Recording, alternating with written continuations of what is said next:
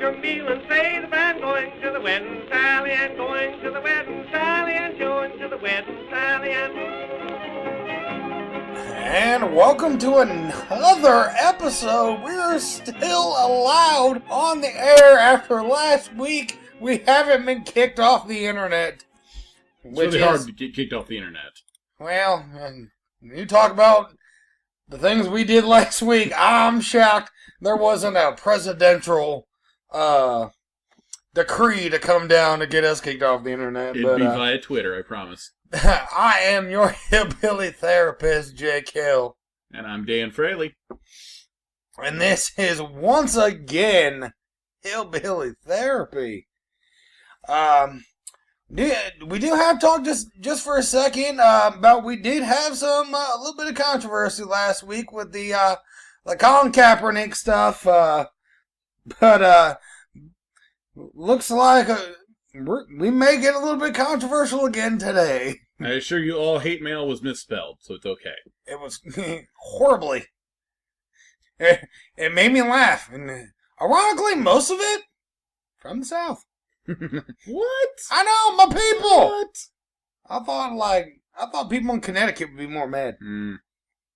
We did get a weird thank you from a woman at the Nike factory. That was weird. Yeah. In Chinese. Her hands were shaking because of the carpal tunnel, but it was hard to read, but it was nice. So we send our love and good luck to everybody in the Nike factory. I know you're listening. All right, we're going to get on to our first question of this week. The last of our controversial questions. And it is, how do I keep my roommate from spoiling shows on Netflix? Netflix, the wonderful, where you can stream entire seasons. Yeah, they got shows like MASH, Quantum Leap. Quantum Leap. I binge watched Quantum Leap last week while reading the hate mail. It was kind of nice. What else they got on there? Gilmore Girls. Well, you got to watch that. I mean, mother and daughter talking with each other really fast. I mean, who doesn't enjoy that? Come on. I mean, was it Megan McCarthy? That's where she got her start on. Was playing that. I watched the Ghostbusters Girls movie, and it said, well, if you enjoyed that, you're going to enjoy this. Spoiler alert. I did. You did. I did. But, so the question, we got way off track on that. I apologize. But again, maybe that's the show they were watching that he got spoiled. Maybe. Spoiled. He doesn't Spoiler alert. He doesn't want to know what's going on with Rory. He doesn't want to know yet. It's horrible, right? Horrible. You never know if her and Jesse are going to end up together. It's horrible. It's a good question. Pardon me if I just did it. No, but I guess, how do you stop them? First of all, don't tell them the shows you're watching. That's the biggest, that's one of those things where be like, oh, I just recently was watching, I don't even know too many shows on Netflix. I was apparently watching Megan McCarthy movies too much. You've been watching too much Gilmore Girls. You got to branch out, man. I apologize. But honestly, that would be my advice. Quit telling them the shows you're watching, because I guarantee that's how the conversation starts. Is, oh my God, I just got done watching Ozark, and he was like, oh my God, can you believe that Gary got shot in season 2? FYI, if there is a character named Gary and he gets shot in season 2, guessing, yeah. I totally apologize. The accident. I'm only on episode 2, so my bad. What's your thoughts on this one there, Dan? Jake gave the rational answer. Now, here's the answer I'm going to give. It's not going to be as rational. It's not even going to be as likely, but I'm going to tell you what to do. If you have a roommate and you have Netflix, first option is to get rid of one of those things, okay? You don't want to do that? Fine. You can't do it? Fine. Second option, and this is where it not gets nice. Here's where it works. Sleep with his girlfriend. Here's why. Because from then on, either A, he gets pissed off and he moves out, or B, anytime he brings up a spoiler in a show, just remind him that you slept with his girlfriend. He'll shut up immediately. I'm not saying it's the nicest thing in the world. I'm saying the spoilers will stop. That's my plan. That's all I'm saying. I love that. I used to think that I was the craziest, just sumbitch that I'd ever met in my life until the moment that me and Dan started this podcast. And I found out that Dan just wants to watch it burn to the ground. Like, at least every episode. Seriously, if you're watching this, go back and listen to other episodes. There'll be at least one question an episode where Dan will either metaphorically want to burn it to the ground or literally utter the words, burn it to the ground. Fire cures everything. I'm just saying. Yes, I'm serious. Go back and listen. You can probably, if you're in college and listen to this, probably turn it into a drinking game. Oh, yeah. Every time Dan almost has an aneurysm, drink. Every time That's what I do. Every time I implore you or say that I myself would commit a crime, yeah, that's a shot. That's all I'm saying. There would be drunk frat kids around the country. But they would be nice and happy because of hillbilly therapy. That's right. All right. Well, now we're going to have to get into the semi-controversial question for the week. And this came in, I'm assuming from somebody over the age of 55. Are kids today just lazy? I find these kids to not have the work ethic that I had growing up. Are they just lazy or is something else going on? I think I'll take this one. I don't think kids are lazy. I mean, we have all these things going on, like cell phones. Cell phones have become a beautiful thing. You can do just about every damn thing on your cell phone. And I think it's the point that, why the hell, what's the phrase, work smarter, not harder. Mm-hmm. Good Lord. I about had a brain aneurysm trying to think that one up. You might possibly hear it in the audio. But, and I feel like that's what this generation, plus, you gotta imagine all the news that's been going on with this generation. This generation's grown up where, hell, going to school, you may get shot at. That's some scary shit. And then, I mean, the media's, makes you afraid to even wake up most days. That's a lot of burden to put on that. And then you look at all these different information they get every day. Social Security probably won't be around when we go to retire. But, this and that probably won't even exist when we retire. Well, why in the same hell would you work hard if you're never going to get paid? Like, I guarantee this person's probably 55 and older. Mm-hmm. They're probably getting ready to retire. They're going to have a retirement. Mm-hmm. Our generation may not have that. And that's all we've been told since we were 15. Is, hell, there may not be Social Security and benefits and all these things that they have now. Well, why in the same hell would you work harder? I mean, I got one of those things, are they lazy? No. I don't think they're lazy. I just don't think, if you put a donut in front of a fat kid, he's going to run. If you don't put the donut in front of the fat kid, he's going to sit down and order a donut. So I guess my thoughts are, no, I don't think they're lazy. I just think society has built a society that says it's okay to just give up. And that's really what I think. The problem is, we need to build a society that says, you gotta fight, you gotta get up, and you gotta fight against whatever, and keep working. That's really my thoughts. What's your thoughts, Dan? I'm going to answer this very simply.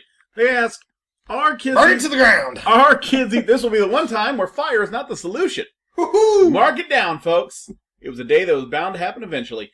The question is, are kids today more lazy than they were? Do a shot anyway. Do what you do, you alcoholics. Point is, they're asking, are they more lazy today? Yes, but here's why. Because the current generation, you know why? Because my father's generation, my father is 76 years old. My father's from a generation where his first job was at 6 years old. Okay? We're talking about, kids these days have cell phones. You know what kids back in his day had? Black lung. That's what they had. You used to work a full-time job at 9. You had an 8th grade education. You worked till you turned 55 or into dust. You retired. You lived about 20 more years, and you died of a heart attack. That's how it used to be. Oh, kids these days don't know. Kids these days got it great. And they should. Now, those kids will grow up to be adults who will have jobs and families and probably hate at least one of those things. That's okay. But kids can be lazy? Yeah. Kids play Fortnite like it's a religion. And you know what? My son's 12, and he plays Fortnite like it's his new god. And that's fine, because he's only got a couple more years before he's going to be mowing our lawn, he's going to get a job, and he's going to go to college. You know what? And he's going to work. That's called working. But do I care that he's 12 years old playing Fortnite on his freaking iPhone? No, I don't care. Kids are allowed to be lazy. They're called kids. Yes, they're fine. So if you're a 55-year-old guy, these kids, trust me, there are enough adults who are going to be working to make sure you get your retirement check so that you can go home and, say it with me, be lazy. So, yeah, the kids are fine. The kids are going to be okay, because at one point, there was an old fart sitting at home on his rocking chair talking about your generation being lazy as hell, and you turned out okay. That's my opinion. All right, now for all them college kids out there, you gotta say your version of Maverick. You gotta say, burn it to the ground. Burn it to the ground. Sure, why not? You're welcome, college kids. I don't know if you're burning retirees. I'm not sure what you're burning. It doesn't matter. Just burn it to the ground so the college kids can drink. Gotta let them drink. Yes. Because at this point, you may be in midterm. I have no idea what part of the. It's been a long time since I've been in college. I have no idea where you're at in your semester or quarter, but you may just need to have a night of drinking and listening to us. Half past drunk 30. All right, now that we're past the controversial, now we're about to have the greatest question that's ever. Oh God, I may actually have to have Dan read this one because I can't stop laughing. That ought to be good. Oh, good Lord. Okay, all right, I'm gonna try to do it. Whew, I'm all right. I think I got it. Okay. My wife makes me buy tampons in bulk by myself. What should I do? Honestly, I don't know who you are that sent this question in to us, because this is possibly the greatest thing that's ever come through, and I want to hug you. His name's some poor bastard. Some poor bastard. But man up. That's good. I don't know how to say this other than man up. I mean, good God. We have people, I hear people all the time, I gotta go buy. Good Lord. You were able to go in at 16 and buy condoms from the store. Like, man up, buddy. It's how it works. Now, I do love the fact that she's sending you to buy them in bulk. That's hilarious to me. Like, I don't know if you're going to like a Sam's Club or Costco, but I literally, when I read this question, I just had the image of the dude just going out in the cart with just a giant, like, 1,000 tampons. Like, that is the funniest image. Like, I really want to just put that as like a bumper sticker, just so that when you're stuck in traffic and so. Just some, like, stuck on the interstate, nowhere to go. You just get to look at a picture of a guy walking out of Costco and it's just giant box of tampons. So that, honestly, my thing is going to be man up. Now, Mr. Burn to the Ground, what are your thoughts on this one? Because I'm divorced, so I ain't got to do this. Yes. You are a married, happily married man. He has nothing to lose. He's the burn to the ground guy. I get to be the burn it to the ground. All right. Here's what I'm saying. Burn to the ground. I'm with them, right? I'm with it. If you're buying them, whatever, okay? Buy them by the pack. My issue with this is not buying of the feminine products. My issue is the bulk, okay? Understand, there's a thing called volume, okay?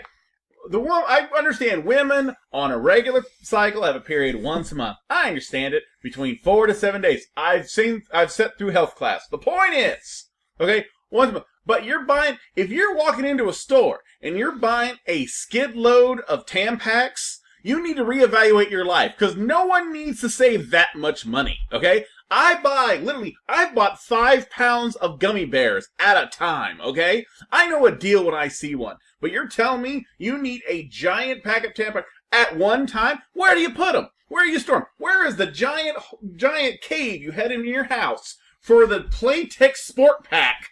The giant box you have sitting somewhere. You won't get through those in a year. You don't need to buy them all at once, a year's supply. What are you storing up for the apocalypse? No. Buy a regular box like everyone else. And you should. You should, the guy, whoever the hell wrote this, you should buy it. There's nothing wrong with that. But I'm with Jake on this one. You don't need to be walking around carrying a giant box around like a Jack in the Box from a horror movie. You don't need a giant box of this shit. Buy one regular box, and if she wants more, she can buy more, because they're not that expensive, okay? So that's how I feel about that. I got my whole thought, and it was funny. I didn't think about it until you said it, but this guy's bitching about only having to. He's the lucky one. There's guys like, you gotta buy him one time a year, and you get him for the entire year. There's guys that every month gotta go in there, and of course that's gonna be the one thing that doesn't go off on the register. So little 16-year-olds gotta go on and I need a price check for overflow temp, and then guess what? Who everyone's looking at? That asshole. So again, you got the lucky one. So this is what you got to do, Mr. Bulk. Yep, that's your new nickname, Mr. Bulk. You are gonna go kiss your wife and say thank you, and then drag your ass down to Costco because you're the lucky one. Well, I believe that is another episode down. We're hoping after this week we're still on the air. So, say your prayers, and I'm Jake Hill. I'm Dan Frehley. You gotta go home, but you gotta get the hell out of here. Last call for the bar, I'll soon be leaving, while she's waiting patiently at home for me. I'll play just one more song, think about her.